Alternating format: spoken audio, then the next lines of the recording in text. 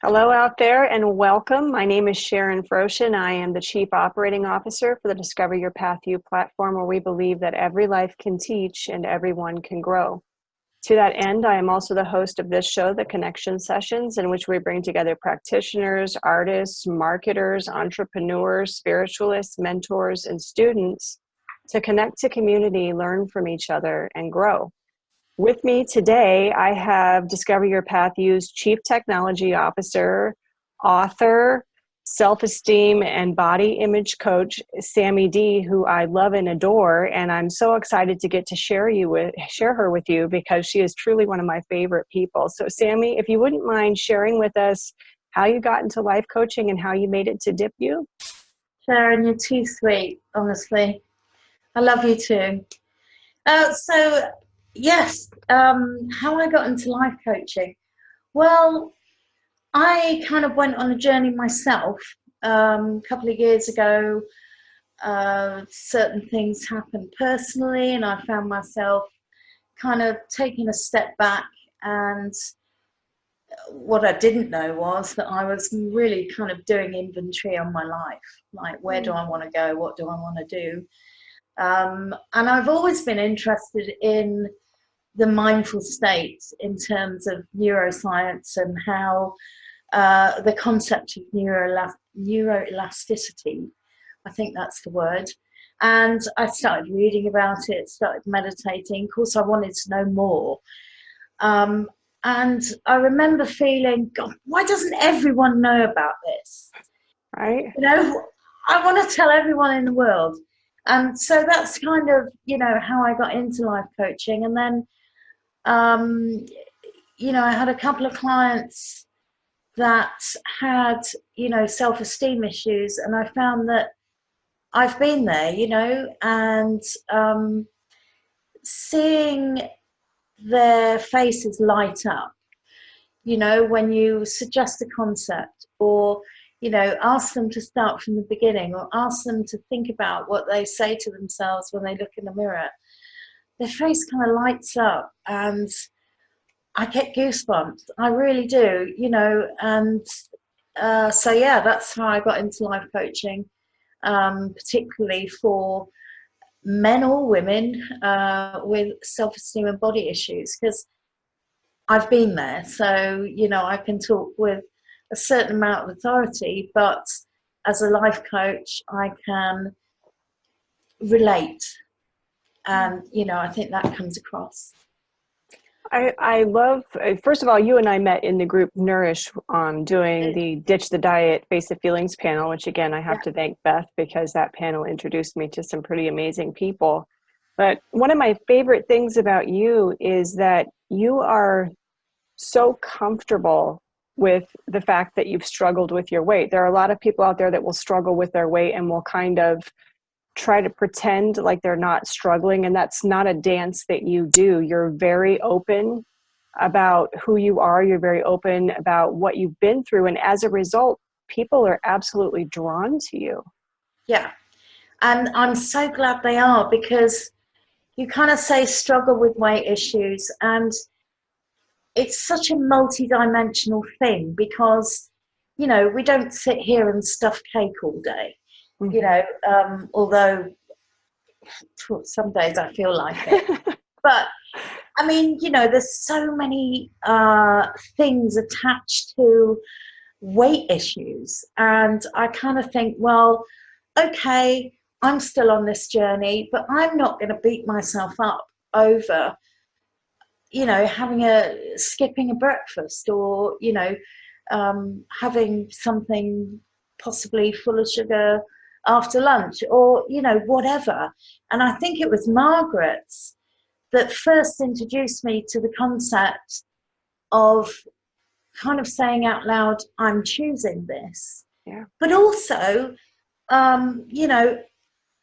having, if you're going to eat something that is possibly not so healthy, is to say, yes, I'm choosing this. It's going to bring me joy. It's going to bring me happiness. Or, you would say out loud, I choose not to have this because that's not what I need right now. I need sleep. I need fresh air. I need to clear my head. And it's all about kind of stopping and saying, hold on a sec, why am I reaching for that? Yeah. And I mean, some days you kind of say, yeah, it's going to bring me joy. I'm going to have that. But then I'm happy afterwards. And I'm not thinking, oh, why did you do that? You know, call myself a name. And I'm kind of lucky because when Margaret introduced me to that concept, it dropped me on my ass really to think, well, yeah, I can take the driver's seat in terms of, you know, when I bend my elbow to put something in my mouth, that's me doing that. So, you know, it really made me stop and think. It's that whole aspect of personal responsibility, where it's not, this is happening to me, this is a choice that I'm making. Exactly. And this is why I have no time or respect for the, you know, old traditional diet clubs, you know, the Slimming Worlds and the Weight Watchers. I mean, it's like nails down a chalkboard for me, because when you say I'm on a diet, it's almost like you're passing responsibility to these people that are giving you a diet book and some recipes. And it's something you go on, reach a target, and then finish. And you then kind of drop off the edge and like, what now? And I know a lot of them are changing these days to kind of concentrate more on wellness and how you feel about yourself and that kind of thing. I say too little too late. I say do away with the term altogether and take back responsibility. You know, you drive. It does kind of have failure built into it, doesn't it? Absolutely, because that's how they make their money. And you know, you can hear my voice going up because I'm so passionate about this subject. I get louder and louder and louder. Love it. You know, I have some really strong memories about, you know, showing up at these diet clubs to get weighed, involving my mother, who's since passed away. Very, very sad and angry memories about that. And, you know, I really just, I'm all for getting to know yourself and saying, hold on a second, why am I putting sugar in my tea? Or, you know, something like that. It's far more rewarding than showing up somewhere, having a stranger weigh you and sort of roll their eyes at you when you've only lost a pound or whatever. Oh, which just makes us judge ourselves even more. Oh, gosh, you know, and I'm done. I am, with the help of my friends, you, Sharon, everyone in the Zen 10, you know, and everyone I've come across while I've been on this journey. You know, I just discover that it's far better.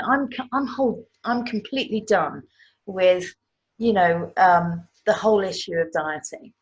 I am fully in control of what, you know, happens to me nutritionally, and it's really eye-opening. It's life-changing. It truly is.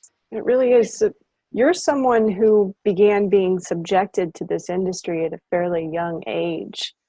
And as someone who has had to try and find her way back to herself after having this come into her life, still in your formidable years, what do you say to those parents out there that have, especially daughters, but even sons that are already before the age of 7, like trying to control what they eat and concerned about their weight? Oh my gosh, I cannot imagine what a parent goes through when they see their kids doing that. I've never had children, but I know that, you know, there has to be some way to instill in children that how you look is not just who you are.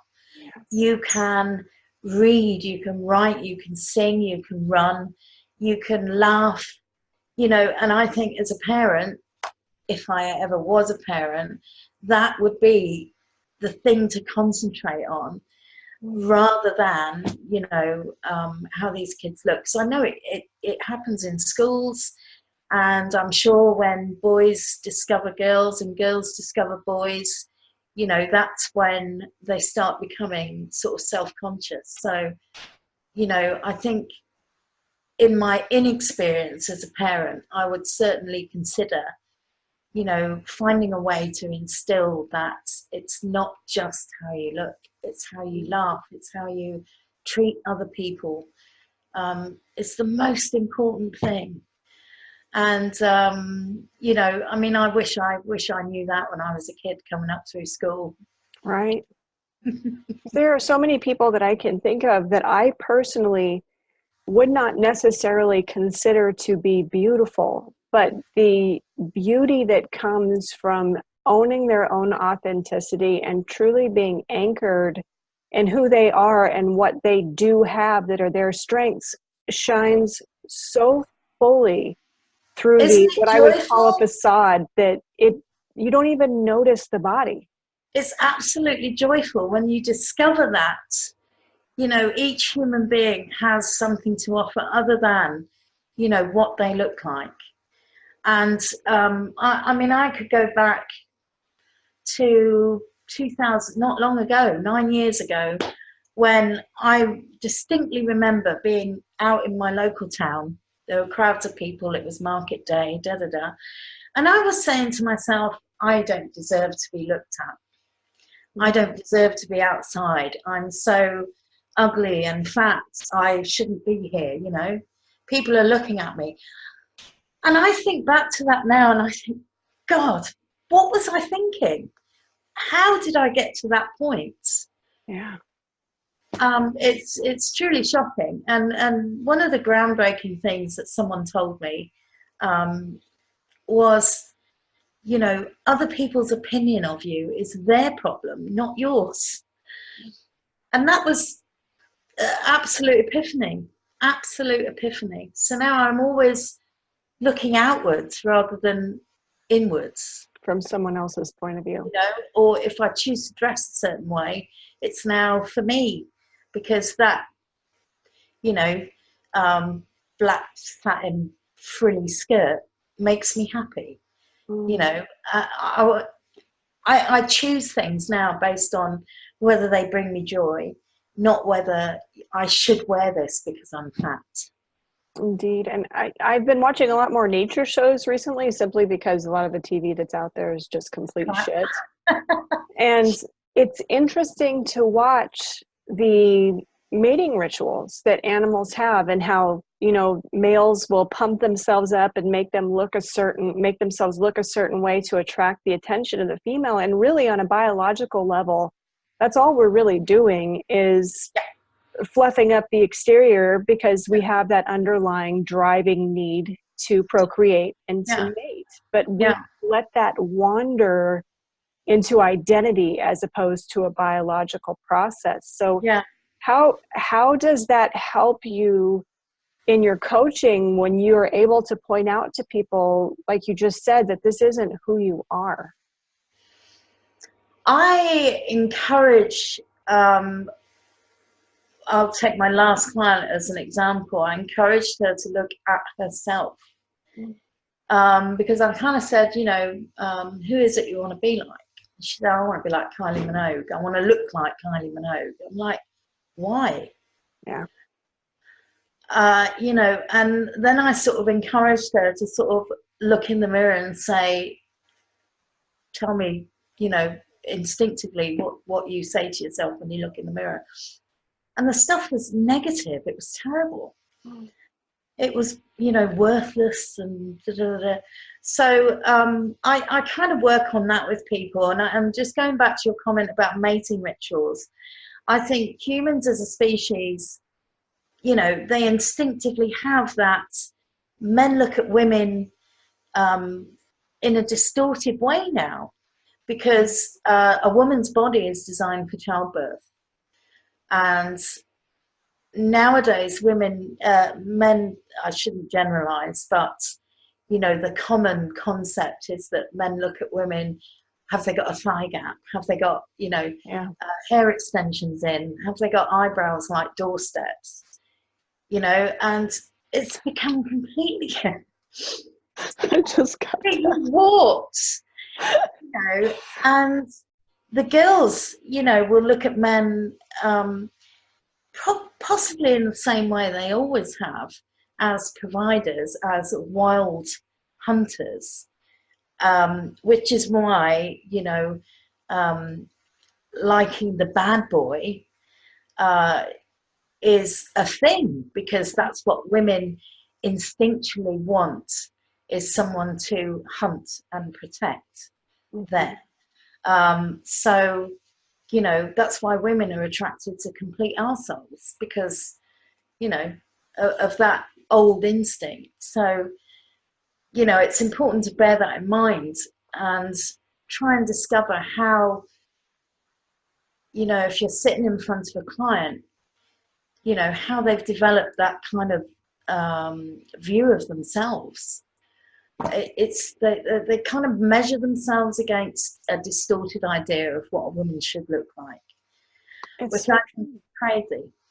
And the other thing is that if it doesn't work, we don't keep doing it. So we have this tendency to blame the opposite sex. Well, it's Right. your fault that women are this way, but this is the bait that has been working to get what women want. Also with men, this is the bait that has been working to get what they want from women. And each gender needs to take a step back, in my opinion, and take an inventory, a stock of, well, I wouldn't continue doing this if I wasn't getting whatever it is, X, Y, or Z that I want out of this behavior, and backing it up from what people are seeing on the outside to what is the driving motivation behind what I'm doing. Yeah. And I think once you encourage someone to do that,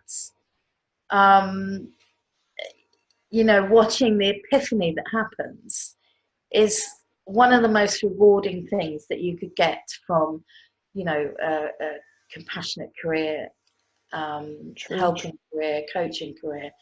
It's really going back to the absolute basics, and also asking people to stop, be present, and be aware of what's going on inside.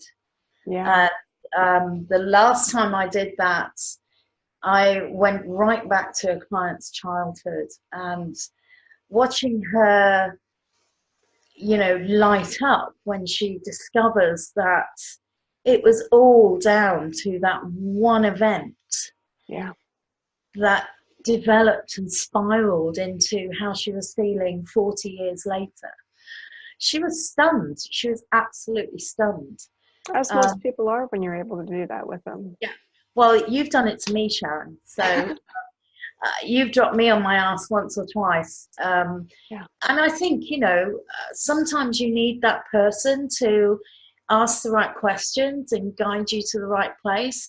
And then all of a sudden you find in the corner this light that says, oh my gosh, you know, where has that been for the last 46 years? Yeah, that total light bulb moment. It's absolute, and it's absolutely life-changing. And going back to your original question, that's what I wanted from, you know, life coaching, because I get such a buzz from people who find those light bulbs, as I'm sure you got a buzz when you found my light bulb. Indeed. That's what it's, not to sound creepy, but there's something that's almost addictive about it when you get to not to necessarily create, because you don't make that happen for your client. I didn't make that happen for you. I just gave you the tools to find it for yourself. Right. And then that unfolding that you see happen is just like, that's so beautiful. It makes you euphoric. It really does. When you manage to connect with another human being and help them to unravel, you know, what is sometimes a 49-year-old ball of string. Yep. It really is. So it makes me really joyful. I love it. One of my favorite titles for books that I've ever heard in my life is the title of your first book, My Big Fat Fat. And this was your foray into basically describing your entire experience with the dieting industry, and how this, to a certain extent, broke you down as a person before you were built back up again. Would you mind sharing with the readers what it was like to write that book and why you chose that title? How I felt when I wrote it, it felt very cathartic, because I realized that I had been the whole self-image and warped body image and terrible self-esteem and this constant go on a diet, fail, had stolen a very large chunk of my life. Right. And that's where the book stemmed from, because I had so much to say about it, because I think it stemmed from that, and also my warped opinion that when someone looks at a fat person, they think, oh, she must sit home and eat loud all day. Right? I know that's not true. I've changed since I had those feelings, but you know, the book kind of stemmed from that, and I was kind of saying, look, you know, this is everything that someone goes through when they're overweight. This is how they're feeling inside. This is their, you know, view of themselves. So when you next look at someone who's overweight, know that they're going through that. So, I mean, my book covers everything from, you know, cafes to socks. And it's done in a kind of funny way. It's got a chapter on bras and how when you're overweight, you can end up with 20 odd bras, you know, that all have, you know, one of them, the straps dig, the other one, you know, is too tight around the back, and all these kind of things. And one of them, you know, could be so big it repurposes into a cat bed. You know, that's all in the book, you know. And there's a chapter on mirrors, and how for about 10 years of my life there wasn't a single mirror in my house. And you know, one of my friends came over, she was doing her hair or something, we were going out, and she said, well, give me a mirror. And I said, there isn't one in here. And she looked at me like I was a serial killer. You know, Right. What do you mean you don't have mirrors? What's wrong with you? So that's kind of where the book came from, and it grew into an A to Z. And I decided to include some very, very personal stories in there. Some of them are funny, and I had a lot of reviews that said, you made me cry. I cried a river when I read that. And I think that was quite cathartic for me too, because when I'd finished the book and it landed on my doorstep after I sort of, you know, blew a few snot bubbles and cried with happiness, I thought, that's really what I want. I want people to understand what it feels like, even though we're responsible for, you know, our health. And the book kind of says, if you are overweight, you know, you could probably be healthier, but while you are, you're not alone. That's kind of what the book says. It says, hey girl, I'm right there with you. I'm on this journey. I've done that, been there, got the t-shirt. And it's really about that, because dieting can be very lonely and isolating. Yes, it can. It certainly can. I have been overweight several times in my life, and that getting back to what you consider to be socially acceptable, that process can just be harrowing when it's for any other reason than I deserve to be healthy. Absolutely. And, you know, so these days I kind of, I mean, I'm still on that journey, but I have good days and bad days. Everyone does. But the major fundamental difference is that I no longer wake up in the morning and say, what did you eat yesterday, you fat cow? Oh, right? yeah. I get up and say, hey, you know, you're a writer, you're an author, you're a life coach, you're a CTO, you know, you've got people that love you, and you Yes, we know, do. radiance and humor. Well, there isn't really anything else. Mm. So yeah, it's kind of, you know, if you kind of could be healthier, then that's great. Make some small changes, stick with them. But, you know, it's very important to be mindful about, you know, having bad days, because we all get them. Yes, we do. And you're correct me if I'm wrong here, are you currently working on My Big Fat Kitchen, or is that a book that has already made it to the publisher? I'm currently working on My Big Fat Kitchen. There's two sections in that book. One of them is kind of the follow on from My Big Fat Fat, to say, you know, what's happened since, and, you know, why I'm writing My Big Fat Kitchen. And then the second section has the recipes in. So that is probably 4 months away from being finished. And so in all likelihood, it's probably going to be early 2020 that's out, because it needs to go to the editor, and there's some back and forthing over, you know, sort of 3 or 4 months. So Now, this book kind of generated out of your conversion from being an omnivore to a different way of eating, correct? absolutely. And again, that's you and Margaret and Beth's Nourish group and Sarah that inspired me. In the Nourish to Flourish group on Facebook, there were some films that you put up that really, again, dropped me on my ass. And the amount of times I've been dropped on my ass by you ladies the past couple of years, you know, if I had $1, I'd be doing all right, I reckon. So, you know, I mean, I watch these movies, and I don't believe anything unless it runs up and bites me in the butt. Mm-hmm. And I looked at these movies, and it made sense. It felt true. You know, there was nothing about it that I didn't think, well, shit, you know. And I think the last straw was I bit into something back in October last year, and, you know, bit down on a piece of fat. And I was like, why am I doing this to myself? I don't even. So along those lines, I no longer buy meat. I do still eat fish occasionally, but it feels right to me, and it feels better. Mm. You know, I feel more radiant, have way more energy than I used to have. Right? It's Just amazing.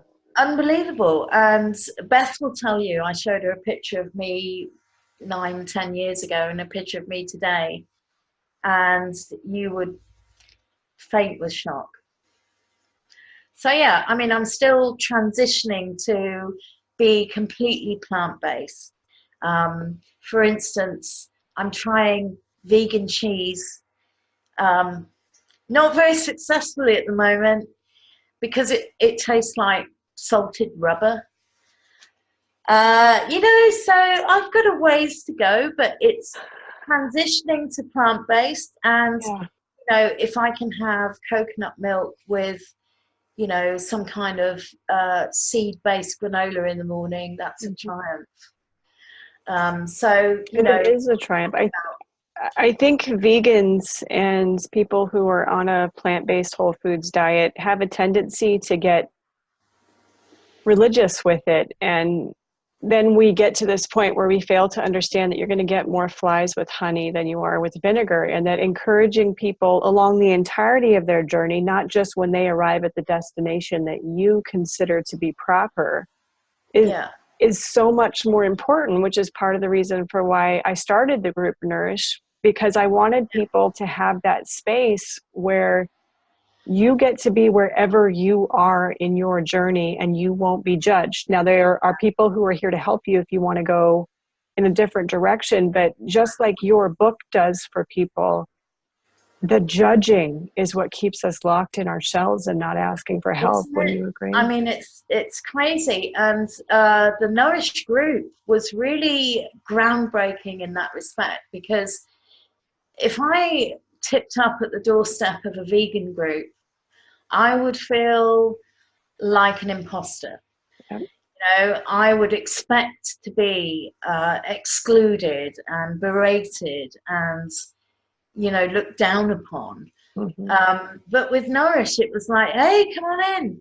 You know, we're interested in, you know, nutrition and health and wellness.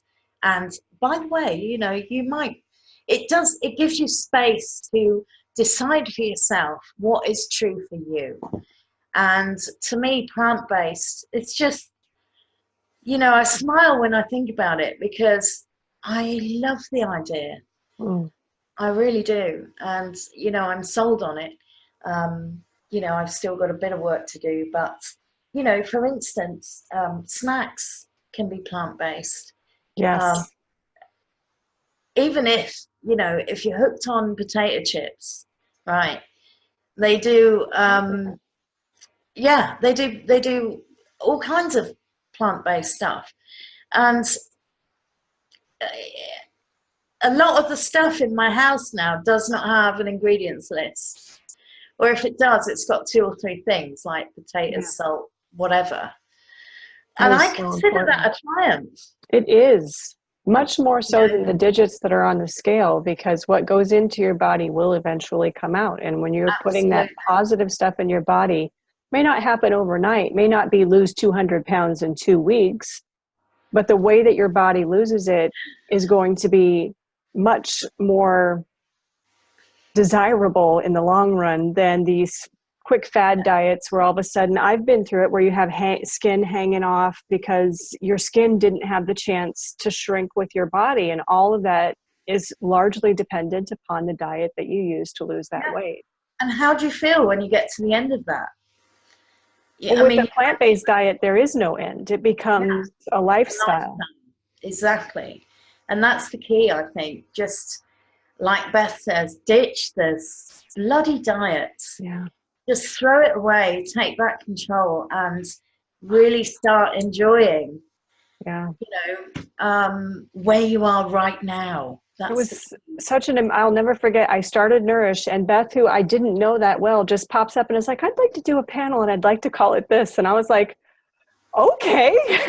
Amazing. I love that panel. I mean, I haven't been talking on it for the past few weeks. I've had other stuff going on, but I love that panel, and it's something I really believe in. Yeah. Well, I am looking at the time, and we have arrived at the end of our 30 minutes, which always seems to just happen so fast to me. Thank you so much for being with me here today. I would address our viewers, but the video did not, as I was afraid, make it to Facebook. So we do have the recording, which I will be using for a YouTube video. And I will post that on the Discover Your Path You page later. Thank you so much for being with me, Sammy. You are definitely one of my favorite people on the planet. And all of your wisdom and what you've been through, I know helps your clients and helps the people who spend time with you and learn from you and attempt to emulate you. So thank you.